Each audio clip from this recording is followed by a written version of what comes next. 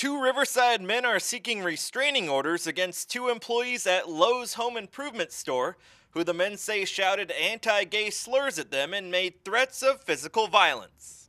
On Tuesday, Jeremy Smythe, his partner Daniel Soto, and their 14-year-old son went to this Lowe's on Magnolia Avenue in Riverside. It was when Smythe attempted to return an item they had bought earlier that he says he was met with a verbal tirade filled with profanity, violent threats, and anti-gay slurs from Lowe's cashier, Andy Olagu.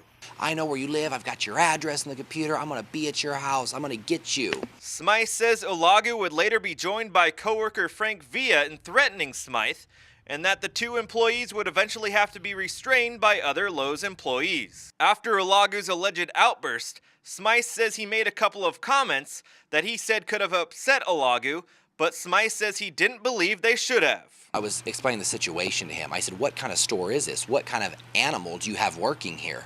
And if he took that offensively, I apologize, but I don't see, why would you? I made one comment that if you want to construe it and say it was wrong, after him verbally and almost physically attacking me, I made one comment, I looked at his name badge, he's been there since 2005.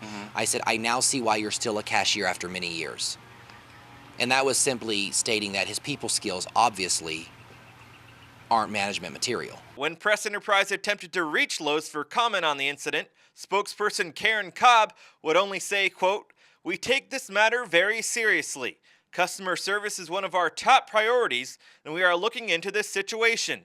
We are unable to provide further details until we look into what might have happened." As for Smythe, he says the issue is more about the physical threat and the way the two men acted as employees of Lowe's than about the use of gay slurs. This is not about the gay part, okay? This has nothing to do with the fact that he attacked me based off the fact that he figured out I was gay.